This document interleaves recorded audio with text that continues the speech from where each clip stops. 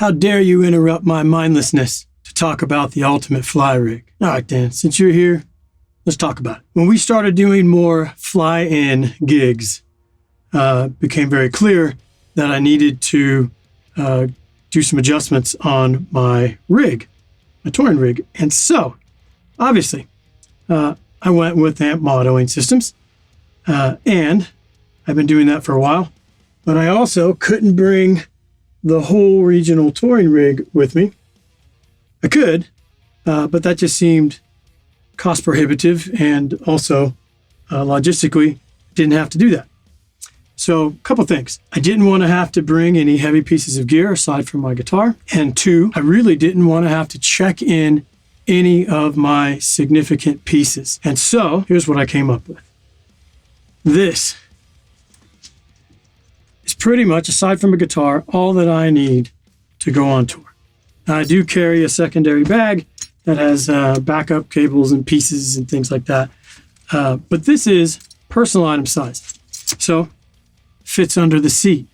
So your risk of having to check this in is down significantly. This guy is a carry-on bag, and so there is some risk of that having to be checked. But again, you can risk manage that by paying a little extra for earlier boarding priority and such. So it depends on what you're carrying in this. But at this point, the way I have these rigs set up, if I had to check this, I wouldn't feel as uncomfortable. This guy, I don't want to. So anyway, personal item. This is my rig. Now, you might say, well, are you setting that up on the floor, the venue? Are you using a pedal board? So I've had a lot of pedal boards. I have built custom pedal boards. And oddly enough, I came across the Chop and Scoop. Got this guy for $7.99 US. And the Chop and Scoop, it's legit. Non-slide pads on the back. Handy carrying handle. I can cut my fruits and vegetables on it when it doesn't have my rig on it. Come on, it's no better buy than this. Anyway, fits easily in the back pocket of most backpacks. So here we are. This is my setup. I am currently running as my main brain the Line 6 HX Stomp. Pluses and minuses to this unit. You obviously do not have as many switches. And so you have to efficiently plan out, if you're using different effects and things, you need to plan out how you're going to use this unit or have some extra effects on the side. Another downfall to this unit is that it is lacking in some DSP. And so you have to figure out a balance too with how you're going to run your system. I run a mono system out of this, and it's been working fine for me. So I also bring a Radial DI, and I use this for a couple reasons. It simplifies wiring, so I run this out to here, and this goes out to the house. Now I also use the through if I'm using a venue's cabinet for my own personal monitor on stage, and I'll run it to this. I do not turn off the cab sim on this, especially if I'm just using it as a personal monitor. It sounds fine for me to use as a monitor on stage, and then the house deals with the main signal going out. One piece of advice with these units, when you are setting up your mix, make sure that you're not just checking it to your rig that you use at home or on a tour or whatever you're using your rig for. Make sure that you're also checking this with a good set of headphones. And I recommend running this through a recording DAW. So if you have Logic, Pro Tools, Cubase, whatever you are using, run this through that and fine tune your mix to that so that you're mixing it to a set of good monitors or a headphone signal, because it's quite a bit different than what you're getting out of your standard rig and amp cabinet setup.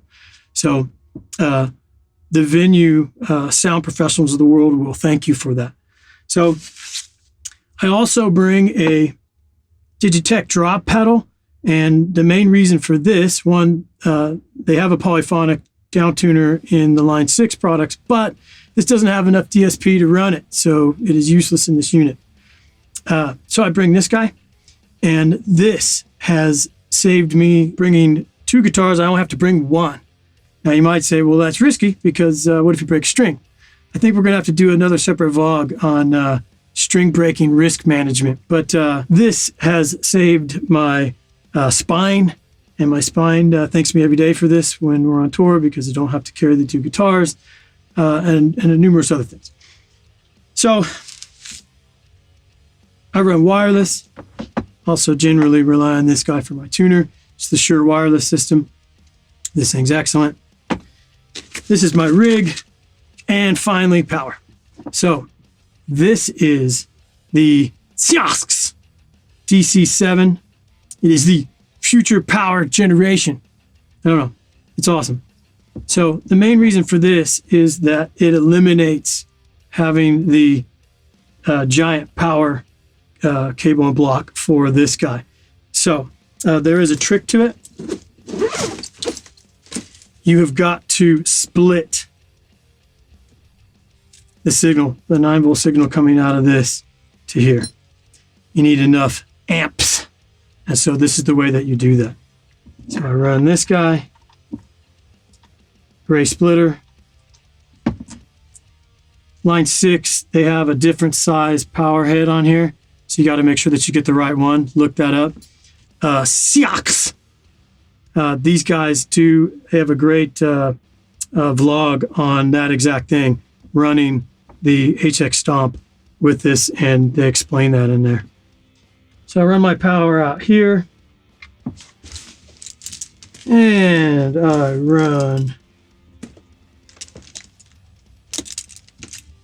my power out from this guy. I run a splitter currently. Might change this up actually. Run it separate to this guy, but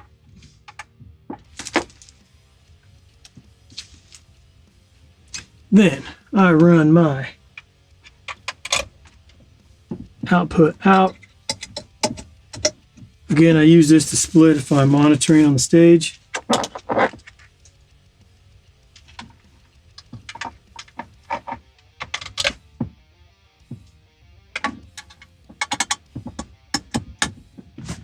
There we are.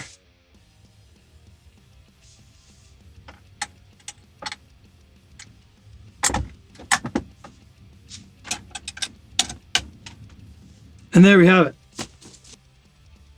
So it took about 2 minutes to go from my pack to loading on to the chop and scoop, and then to plug in everything in, take this out to the stage, set it down, plug it in, out to the house, and you're ready to go to work. This is currently my ultimate fly rig, and we've proven this one pretty consistently on multiple trips, and it's worked out great for me so far. So I hope you enjoyed this portion of my ultimate fly rig setup. I'm Brian. This is QUORVLOG coming to you from the ice cave. We'll see you later.